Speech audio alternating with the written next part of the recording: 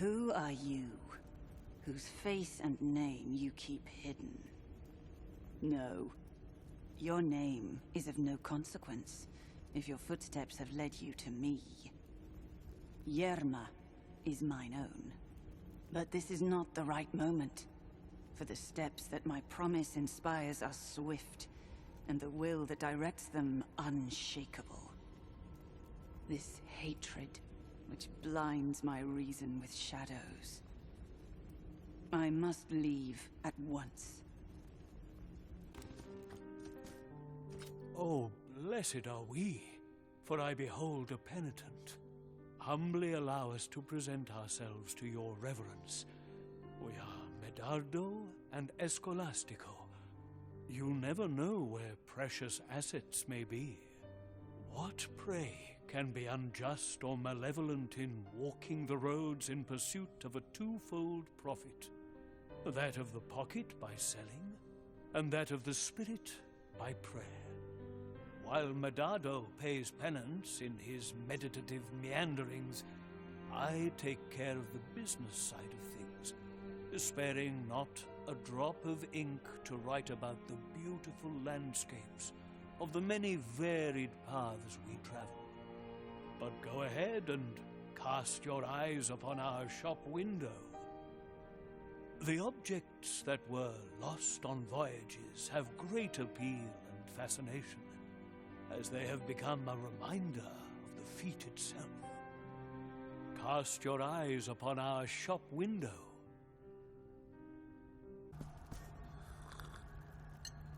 And you may die, perhaps even rot away before my very eyes, but that will not help you. I can wait as long as it takes, long after those insatiable worms have finished their repulsive feasting. In the end, I will discover that secret thou hast been concealing from me since the first dusty cobweb appeared under the eaves of this home, and since the first wrinkle marred thine already pale and bony forehead. But for now, behave yourself. Can you not see we have a guest at our table? Sit down, sit down. Welcome to this humble table. My name is Castula, for that was what my parents so desired. It is a great rarity these days for footsteps to echo through these lonely halls. And believe me, yours have not gone unnoticed. What dost thou seek here? Dost thou crave the same fate that befell so many unfortunates who ended up possessed by the very gold they sought to make their own? Yes, this manor is awash with mysteries. See, if only I could find the hiding place of my brother Trifon's manuscript, perchance I might have at least one less mystery to solve. How deluded you are. Did you think you could keep it from me any longer? Do not listen to this brother of mine, dear visitor. Do not believe his untruths. If we had my brother's manuscript, we would know each and every last one of his secrets.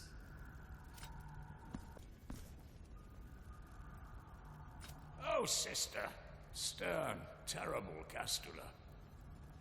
Seekest not to deceive me with your detached expression, that serene indifference that becomes thee so well. I know you hear my words, even though the look you return to me arises from the depths of the shadows themselves. Welcome, visitor, to this table of reproach and intrigue. My name is Trifon, for that was what my parents so desired. Payest no attention to my sister's words, nor her silences. It is by looking at her withered face one can sense her malicious smile. No, I am no longer interested in your confabulations. Thine understanding has long been governed by a dastardly imagination. I remember when you had that old blue-green headscarf. It was so soft, You kept saying that it transported you back to other times, to distant memories. If you held it now in thine hands, perchance you might cease with thy constant accusations. You would never have lost it if, just for once, you had stopped rummaging through my affairs.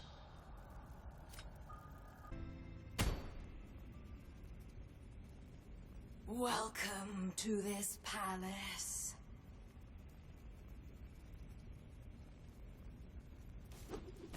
How silent, how mundane these luxurious chambers have been.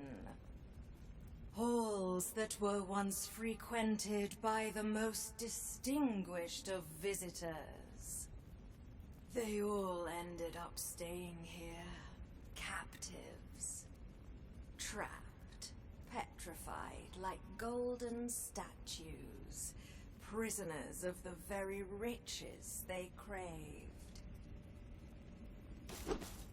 Dance now with my steel, penitent one.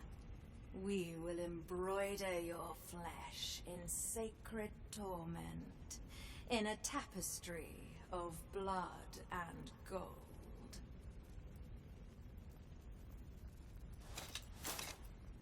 On guard.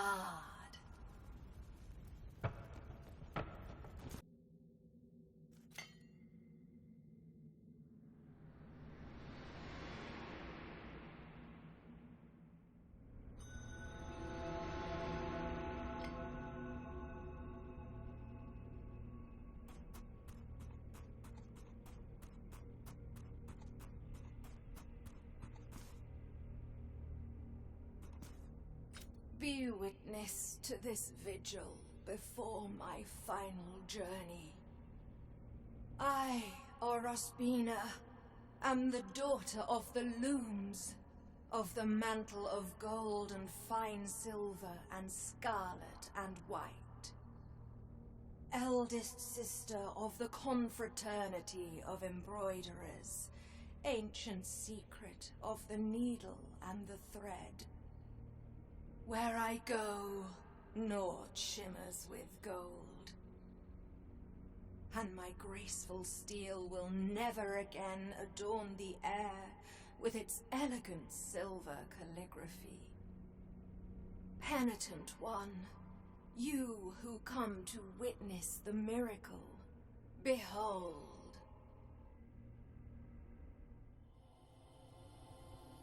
The memory of him still hurts. So it was that a humble married couple, torn apart by their inability to conceive a child, entrusted themselves in their utter desperation to the miracle. A miracle whose light seemed to have gone out in all our hearts. For having long ceased to bathe us in its benevolent radiance, we believed it extinct.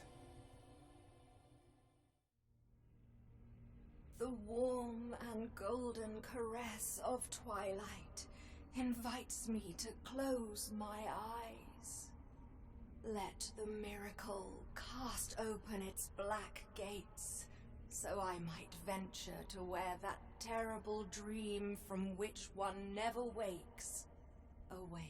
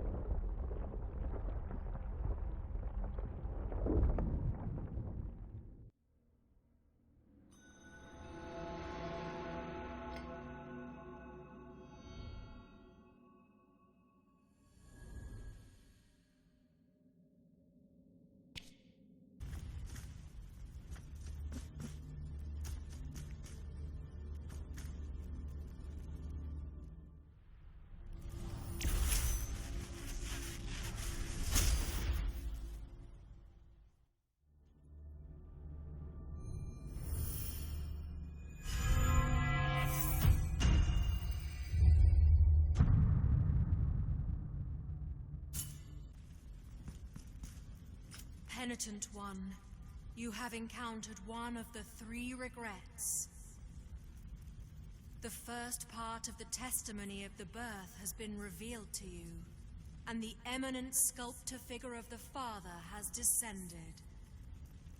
Find the other 2 guardians.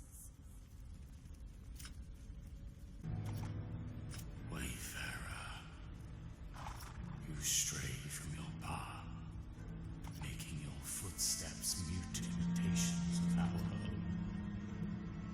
Let not these black mists deceive your eyes, for you stand before a procession of shadows.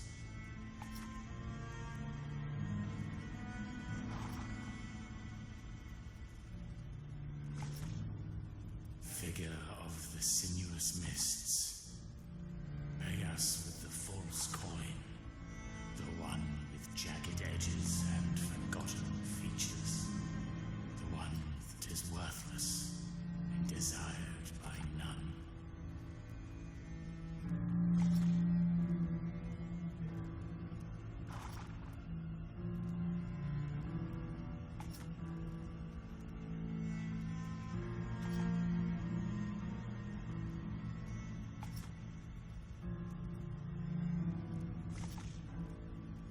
Thus, we will guide you through the dense blackness to the remotest of places. Now pray, lie down on the cold stone, and let the black curtain envelop you in darkness.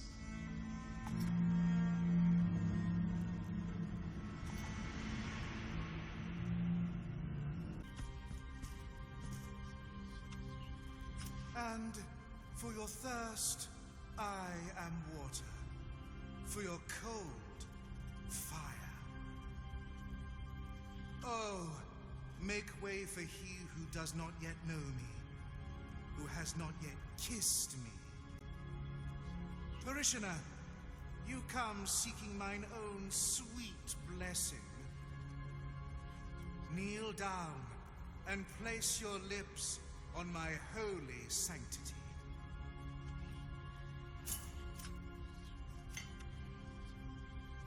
Valorous, feel how my grace fills thee with joy.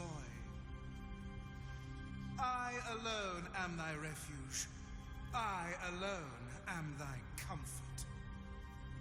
Blessed are those who venerate me, for they will feel my favor, the favor of holiness itself.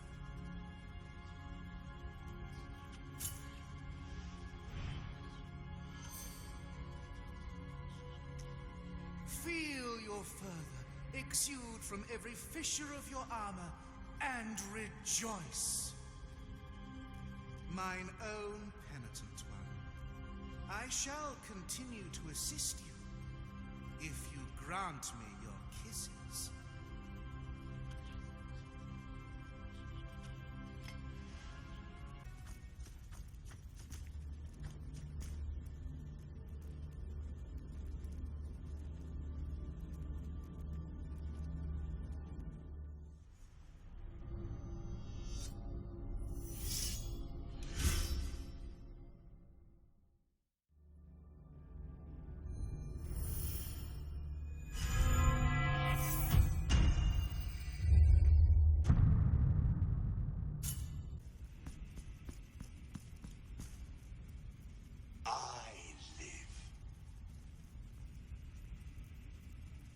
I live again inside this merciless and cold metallic casing.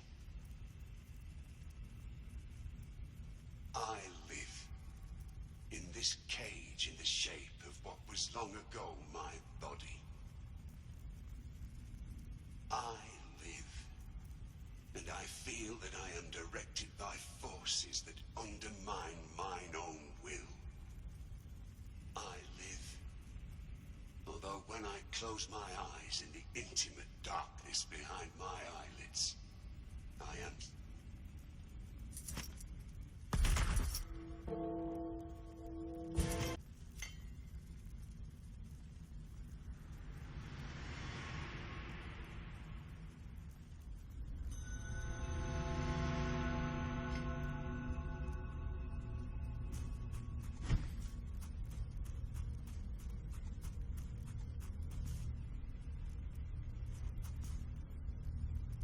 Be witness to this vigil before my final journey.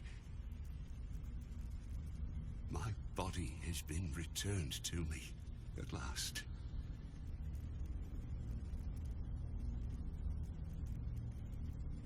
I am now master of this flesh, of this trembling, of this agony. How sweet the pain when it is our own.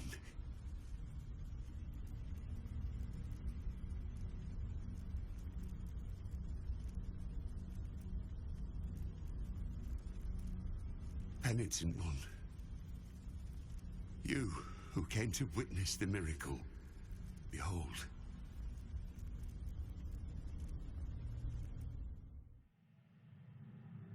But their plea was so humble and true that the miracle, whose lofty reasons are beyond our earthly ken, finally stirred from its slumber, aroused from its repose, and moved by the sweet melody of such noble supplications, it blessed this couple of devout believers, whose faith had never wavered, granting them the child they so desired. The dying day already puts out its celestial light, causing my eyelids to droop. Let the miracle cast open its black gates, so I might venture to where that terrible dream, from which one never wakes, awaits.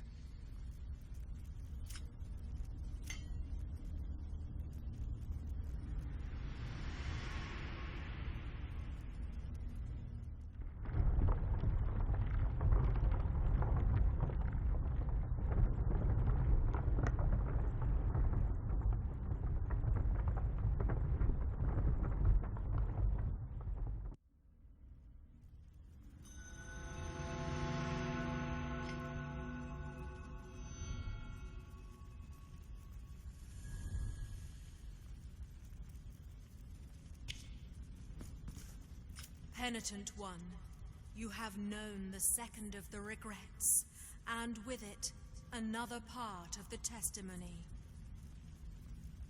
The figure of the mother has descended, full of mercy. Anon, the upper part of the city, separated from the rest by the miracle's design, will join the rest. Find the last guardian.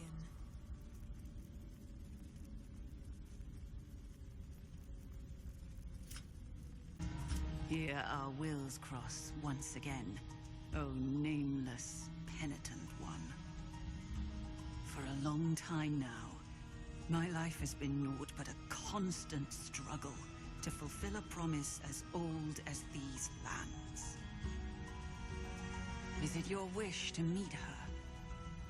When I was but a girl, I was able to escape the horror of the deformity engendered by the miracle. A miracle that chose the clean reflection of the still waters of a lake to reveal the truth it held in store for each of those who gazed within it. The old bell, which had fallen to the bottom of the lake many years before, began to ring, making the waters ripple to its eerie chime. Our reflected faces began to distort before our terrified gazes. And the miracle ended up capturing that work, that disfigured horror on the waters, as if it were a fresco, making everything that had been reflected in them disappear.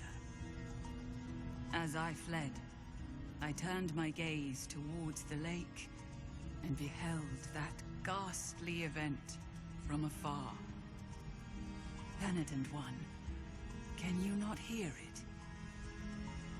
We find ourselves in the confines of one of the ill-fated forms of the miracle that yearns to meet thee.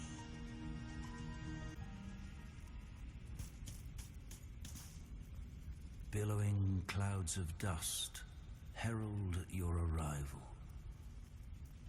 Dust in the air that is born from the erosion of the walls, the statues, and our own bones. These stones heard so many sins that they could do no more than succumb, shuddering before their guilty echoes. Echoes that could not bear the seclusion that I imposed upon them and that escaped from me.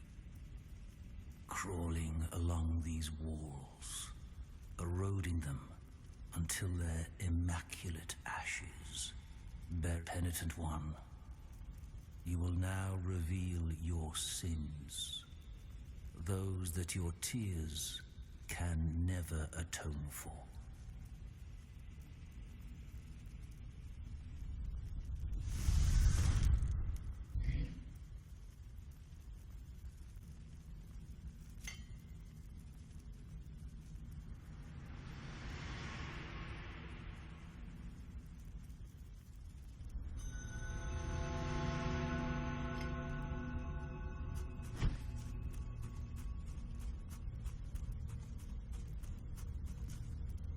Be witness to this vigil before my final journey.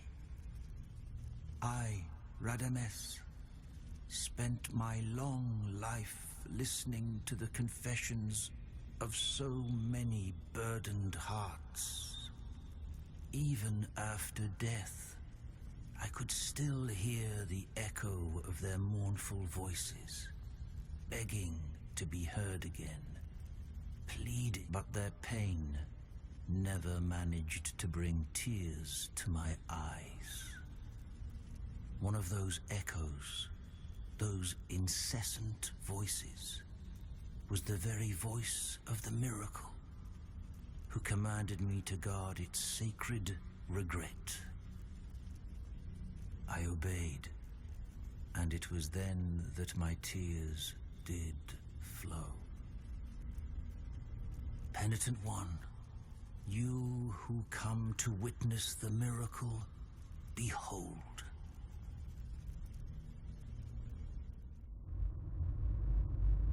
But the miracle, who bestows and wrests away its grace with inscrutable agency, saw its will tarnished in its prolonged absence. Erring in its newly created work, it conferred on that child as much its own as that of another. The blessing of deformity. It spread throughout our land like a contagion. Its accursed seeds germinating like the wounds that sprout upon the scourged flesh of the repentant. The dying day already puts out its celestial light, causing my eyelids to droop. Let the miracle cast open its black gates, so I might venture to where that terrible dream, from which one never wakes, awaits.